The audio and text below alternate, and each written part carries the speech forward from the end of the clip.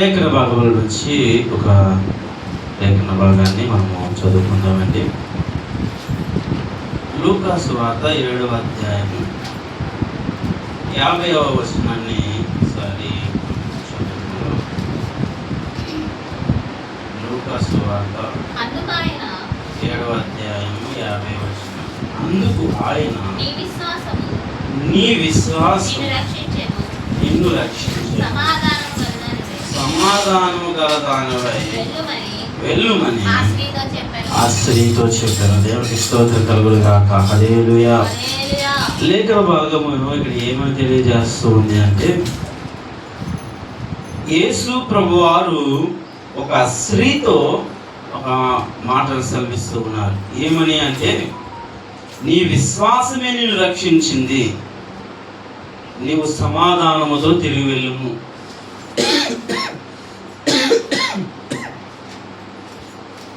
ఇక్కడ లేఖన భాగము ఏమని తెలియజేస్తుందంటే, విశ్వాసము నిన్ను రక్షించింది అని రాస్తూ, విశ్వాసము ఎంత గొప్పదో, మనము విశ్వాసముతో ఉండాలి అనే విషయాన్ని రాస్తూ దేవుడి లేఖనాన్ని బట్టి తెలియజేస్తున్నాడు. చాలా మంది జీవితంలో విశ్వాసము లేని వారుగా ఉంటూ ఉన్నారు. అసలు దేని మీద విశ్వాసం అంటే, దేవుని మీద విశ్వాసము కలిగిన వారంగా ఉండాలి. విశ్వాసం అంటే ఏదైనా దేవుణ్ణి అడిగితే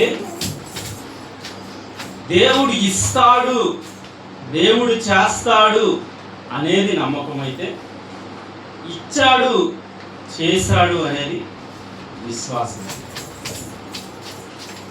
చాలామంది దేవుడు ఇస్తాడా చేస్తాడా అని ఒక అవిశ్వాసపు మెట్టు దగ్గర ఆగిపోతూ ఉంటారు. ఈరోజు దేవుని వాక్యాన్ని బట్టి తెలియజేస్తున్న విషయం ఏమిటంటే, మనము విశ్వాసము గల వారిగా ఉండాలి అని దేవుని వాక్యం సెలవిస్తుంది. నీవు దేని విషయంలోనైనా దేవుని సన్నిధిలో ప్రార్థిస్తావంటే, దేవుడు నా జీవితంలో చేశాడు అనే విశ్వాసం నీలో ఉండాలి.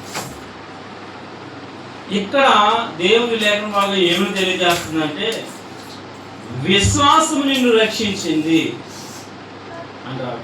అంటే దేవుడు యేసు ప్రభు వారి దగ్గరికి వచ్చి ఆమె వేడుకుంటున్న విధానం ఏంటంటే, దేవుడు చేస్తాడని విశ్వాసం, దేవుడు కార్యం చేస్తాడని విశ్వాసం ఆమెలో ఉంది కనుకనే ఆయన దగ్గరికి వచ్చింది. అది గ్రహించిన దేవుడు మాట చదివిస్తున్నాడు, విశ్వాసం రక్షించింది.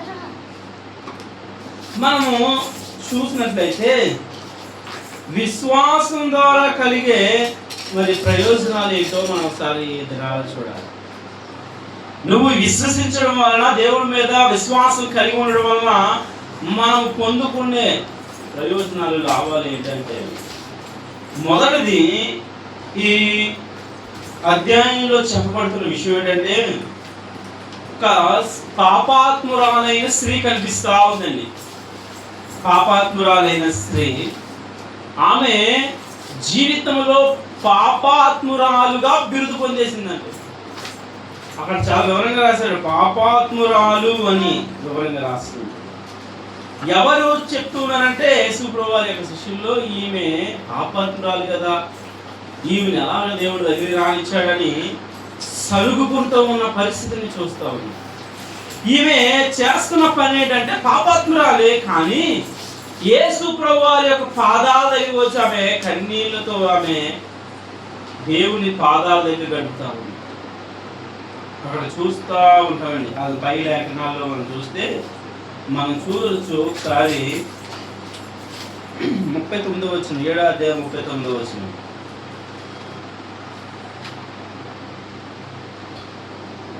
ఆయనను పిలిచి పరిసయ్యుడు చూచి 38వ వచనం నుంచి పడతారు. అత్తరు తీసుకొని వచ్చి వెనుక తట్టిన ఆయన పాదం మీద నిలబడి ఆయన పాదముల యొద్ద నిలబడి ఏడ్చుచు కన్నీళ్లతో ఆయన పాదములను తడిపి తన తల వెంట్రుకలతో తుడిచి ఆయన పాదములను ముద్దు పెట్టుకొని ఆ అత్తరు వాటికి పూసెను అంటున్నాడు. ఆమె వచ్చి ఆయన పాదముల దగ్గర సాగిలు పడతా ఉంది. ఆయన పాదముల దగ్గర ఆమె కన్నీళ్లు కారుస్తా ఉంది. ఆమె అవిధేయతను బట్టి క్షమాపణ కోరుతా ఉంది. అక్కడ యేసు ప్రభువుకి ఆమెకి పెద్ద డిస్కషన్ ఏం జరగలేదండి. ఆమెకు యేసు ప్రభువుకి మాటలు ఏమి జరగలేదు. అయ్యా నన్ను క్షమించాను ఆమె మాటలు చెప్పలేదు. అయ్యా నువ్వు గొప్పవాడు అని ఏమి ఆమె మాటల ద్వారా దేవుని సన్నిధిలో రాలేదు. కానీ ఆమె కన్నీళ్ళే యేసు ప్రభువుకి తెలుస్తా ఉంది. ఏమని తెలియజేస్తుందంటే అయ్యా నన్ను క్షమించని అడుగుతా ఉంది, నన్ను రక్షించని అడుగుతా ఉంది. మరొకరు నాకు లేరు, నన్ను క్షమించేవారు మరొకరు లేరు, నన్ను బ్రతికించేవారు మరొకరు లేరు, నన్ను పాపాత్మరాల నుంచి నన్ను ఒక మంచి నిష్కపటరాలుగా నన్ను మార్చేవారు ఈ లోకంలో ఎవరు లేరు. నీవు మాత్రమే నా పాపాలు క్షమించేవాడు, నీవు మాత్రమే నన్ను రక్షించేవాడు. నేను తప్పు చేశానయ్యా, నేను పాపము చేశానయ్యా, నేను మలినము చేశాను, నా జీవితాన్ని మలినం అంటించుకున్నాను, నేను పాపాత్మురాలిగా జీవించాను, పాపాత్మురాలిగా నేను బ్రతికాను, నా బ్రతికిన దినములన్నీ నీకు వ్యతిరేకముగా జీవిస్తూ ఉన్నాను. నన్ను క్షమిస్తావా ప్రభువా, నన్ను మన్నిస్తావా ప్రభువా, నా జీవితాన్ని మారుస్తావా ప్రభువా, నన్ను ఒక ప్రయోజనాలుగా నన్ను మారుస్తావా ప్రభువా, నా బ్రతుకులు మారుస్తావా, నా హృదయ తలంపులను మారుస్తావా, నా క్రియలను మారుస్తావా, నా తలంపు జీవితాన్ని మారుస్తావా అని ఆయన పాదముల దగ్గర ఏడుస్తా ఉందంట. ఆయనకు ఆయన దగ్గరికి రావడానికి కారణం ఏంటంటే ఆయన మాత్రమే నన్ను క్షమించగలడు, ఆయన మాత్రమే నన్ను మన్నించగలడు, ఆయన మాత్రమే నా పాపముల నుండి రక్షించగలడు అంటూ తెలియజేస్తాం. ఆమె కన్నీళ్లు, ఆమె తెచ్చిన విలువగల అత్తర అదే తెలియజేస్తుంది. విలువగల అత్తర ఆయన పాదాల దగ్గర పోయడానికి గల కారణం ఏంటంటే ఆయన గొప్పవాడు అనించింది, ఆయన సర్వశక్తి గల దేవుడు అనించింది. కన్నీళ్లు కార్చడానికి గల కారణం ఏంటంటే నేను మలినమైన దానను, నేను అనేక సంవత్సరాల నుంచి పాపములు బ్రతికను, పాపములు జీవించను అని గాయాలు రేపిన వ్యక్తిని నన్ను క్షమిస్తావు ప్రభువా అని ఆయన పాదాలను ఏడుస్తావు. ఇక్కడ మనం చూస్తున్నాం ఆయన దేవుని సన్నిధిలో ఆయన పాదాల దగ్గర క్షమాపణ కోరింది కనుక దేవుడు యేసు ప్రభువారు 50 వచనంలో రాస్తూ మాట తెలియజేస్తున్నాడు, నీ విశ్వాసమే నిన్ను రక్షించింది. ఆమెకు రక్షణ వేటి వల్ల వచ్చిందంటే ఆయన పైన విశ్వాసం చూపింది. ఆయన మాత్రమే నా పాపాలను క్షమించగలడు, ఆయన మాత్రమే పాపాలను క్షమించగల దేవుడు. ఎందుకంటే ఆయనలో ఒక పాపమైన లేదు, ఆయన పాపాన్ని క్షమించగలిగే దేవుడు అని ఆయన పాదాల దగ్గరికి వచ్చి ఏడ్చింది కనుక ఆయన రక్షించాడు, పాపముల నుండి రక్షించాడు, అపరాధముల నుండి ఆయన రక్షించాడు. అక్కడ మనం చూస్తాం పాపము వలన వచ్చే జీతం ఏంటంటే మరణము. మరణం ఎక్కడ తీసుకువెళ్తుందంటే నరకానికి తీసుకువెళ్తుంది. పాపము వలన వచ్చిన మరణము నరకానికి తీసుకువెళ్తుంది కనుక ఆమె ఎక్కడి నుంచి రక్షించబడిందంటే నరకము నుంచి రక్షించబడింది. దేని వలన అంటే విశ్వాసము వలన. ఆయన పైన విశ్వసించింది, నా దేవుడు నన్ను రక్షిస్తాడు, నా పాపములను నన్ను రక్షిస్తాడు, నా అపరాధములను నన్ను రక్షిస్తాడు, ఆయన నన్ను విమోచకునిగా చేస్తాడు, నా పాపములన్నీ కడిగి వేస్తాడు, నా అరికాలు మొదలుకొని నడినెత్తి వరకు నన్ను పరిశుద్ధపరుస్తాడు, ఆయన కొరకు నన్ను ఒక పాత్రగా వాడుకుంటాడు, ఆయన కొరకు నన్ను జీవింపజేస్తాడు, ఆయన కొరకు నేను జీవింపజేయబడతాను అని ఒక విశ్వాసంతో ఆయన పాదాల దగ్గర గడిపింది. అందుకుని బట్టే ఆయన నీ విశ్వాసమే నేను రక్షించిన. నువ్వు నా పైన విశ్వాసం చూపకపోతే నీ జీవితము పాపములో పాపమే నేను బిందు వేసినని. కాబట్టి నీ విశ్వాసము ఏదైతే ఉందో అది నేను రక్షించింది. మొదటిది మనం చూస్తున్నాము, మన విశ్వాసము మన అపరాధముల నుండి మనం రక్షిస్తుందండి. అపరాధముల వలన మనకు వచ్చే ఆ శిక్ష నుంచి మనం రక్షిస్తుంది. కాబట్టి ఆయన పైన విశ్వాసం ఉంచాలి. అయ్యా, నేను అవిధేయుడును, నేను అవిధేయురాలను, నేను మలినస్తుడును. అయ్యా, నీ గాయాలు రేపిన వాడును, నన్ను క్షమిస్తావా? నన్ను క్షమించగలిగిన దేవుడు నీవే.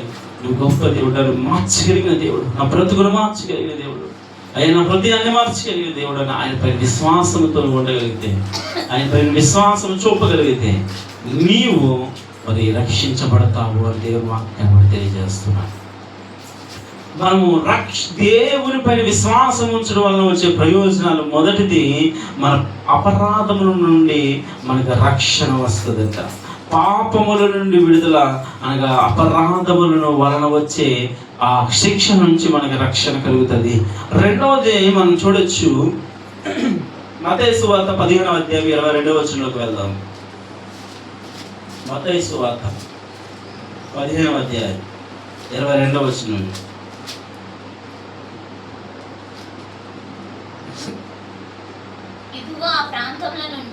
ఇదిగో ఆ ప్రాంతముల నుండి కనాను స్త్రీ ఒకటి వచ్చి, ప్రభువా, దావీదు కుమారుడా, నన్ను కరుణింపుము, నా కుమార్తె దయ్యము పట్టి బహు బాధపడుచున్నదని కేకలు వేసెను. అందుకు ఆయన ఆమెతో ఒక మాట ఆయనను చెప్పలేదు. అప్పుడు ఆయన శిష్యులు వచ్చి ఈమె మన వెంబడి వచ్చి కేకలు వేయుచున్నది కనుక ఈమెను పంపివేయమని ఆయన వేడుకొనగా, ఆయన ఇశ్రాయేలీయుల వారై నశించిన గొర్రెల యొద్దకే గాని మరి ఎవరి యొద్దకును నేను పంపబడలేదనెను. ఆయనను ఆమె వచ్చి ఆయనకు మొక్కి, ప్రభువా, నాకు సహాయం చేయమని అడిగాను. అందుకు ఆయన పిల్లల రొట్టె తీసుకొని కుక్క పిల్లలకు వేయుట యుక్తము కాదని చెప్పగా, ఆమె నిజమే ప్రభువా, కుక్క పిల్లలు కూడా తమ యజమానుల బల్ల మీద నుండి పడు ముక్కలు తిను కదా అని చెప్పాను. అందుకు యేసు, అమ్మా, నీ విశ్వాసము గొప్పది, నీవు కోరినట్టే నీకు అవునుగా కానీ ఆమెతో చెప్పాను. ఆ గడియలోనే ఆమె కుమార్తె స్వస్థతను దేవునికి స్తోత్రం కలుగును గాక. హల్లెలూయా. ఇక్కడ మనం చూస్తూ ఉన్నాము, కనానులో నుంచి ఒక స్త్రీ మరి యేసు ప్రభువు దగ్గరికి వచ్చిందంట. వచ్చి, అయ్యా, నా కుమార్తె దెయ్యములతో పట్టబడి దెయ్యముల చేత పీడింపబడి నలిగిపోతా ఉందయ్యా, నీవు మాత్రమే నా కుమార్తెకి స్వస్థతను ఇవ్వగలవు, నీవు మాత్రమే నా కుమార్తెకు విడుదల దయచేయగలవు అని చెప్పి దేవుని సన్నిధిలో ప్రార్థిస్తా ఉందండి. యేసు ప్రభువారు మొత్తానికి ఆమె విశ్వాసాన్ని పరీక్షించడానికి, అమ్మ, నేను ఇశ్రాయేలు వరకే వచ్చాను కానీ మరొకరు వారి వరకు రాలేదు అని చెప్పి పక్కకు వెళ్ళిపోతే, అయితే ఈయన నా కొరకు కాదేమో, నాకు చేయలేడేమో, ఆయన వారి ప్రజలకే చేస్తాడేమో, వాళ్ళ ప్రజలకే దేవుడేమో అని వెళ్ళిపోయే పరిస్థితి వస్తుందేమో అని చూస్తే ఆమె ఆ యేసు ప్రభువారు వెంబడే వెళ్ళిపోతున్నాడు. యేసు ప్రభువారు వెంబడే వెళ్ళిపోతుంది. శిష్యులు అన్నారు, అయ్యా, ఆమె ఇంకా మన వెనకాల వస్తుందండి. అప్పుడు ఆగి, అమ్మ, యజమాని తండ్రి తన బిడ్డలకు ఆహారం పెడతాడు, మరి ఆ ఆహారం బిడ్డలు పెట్టకుండా ఒకరికి ఏడు కదమ్మా అంటే ఆమె అంటుంది, అయ్యా, నిజమే, నేను చెప్పింది కరెక్టే, కానీ ఒకవేళ పిల్లలు తింటా ఉంటే వాళ్ళ దగ్గర చిన్న ముక్క రాలి పడిపోయి మరి కింద పడితే మరి ఆ కుక్క తింటది కదయ్యా అని చెప్పి సమాధానం చెప్పిందన్న. అంటే ఆ మాట అర్థం ఏంటి అంటే, నీవు ఏదో ఒక సహాయం నీ జీవితంలో నువ్వు నాకు చేస్తావు అని ఆయన మీద ఆధారపడు. ఏదో రకంగా నువ్వు చేస్తావు. గొప్ప దేవుడు, సర్వశక్తి గల దేవుడు. నిజమే, ఇశ్రాయేలు కొరకు వచ్చావు, కానీ ఏదో కొంత నా కుమార్తె పట్ల కూడా చేస్తావని, నా పట్ల కూడా నువ్వు చేస్తావని విశ్వాసం. నీ ప్రజలను అనేకులను రక్షించవు, బాగా నా కుమార్తెను కూడా రక్షిస్తావని, దెయ్యముల చేత పీడింపబడుతున్న నా కుమార్తెను రక్షిస్తావని, అపవాది చేత పీడింపబడుతున్న నా కుమార్తెను రక్షిస్తావని నీ పైన ఆశపడి నీ బల్ల దగ్గర నుంచి ఏదన్నా చిన్న రొట్టె ముక్క పడుతుందేమో ఆశతో విశ్వాసంతో వచ్చానయ్యా. ఏదో ఒక చిన్న సహాయం నువ్వు చేస్తావని వచ్చానయ్యా. ఏదో ఒక మార్గంలో నాకు కుమార్తెకు స్వస్థత ఇస్తావని ఆశపడి వచ్చానయ్యా. నీపైన ఆధారపడ్డాను, నీపైన విశ్వాసం చూపాను. నువ్వే నాకు సహాయం, నువ్వే నా దిక్కు అని చెప్పి ఆశపడి దేవుని సన్నిధిలో మొరపెడతా ఉంటే ఆయన అంటున్నాడు, అమ్మా నీ విశ్వాసము నీ కుమార్తెను స్వస్థపరుస్తా ఉంది.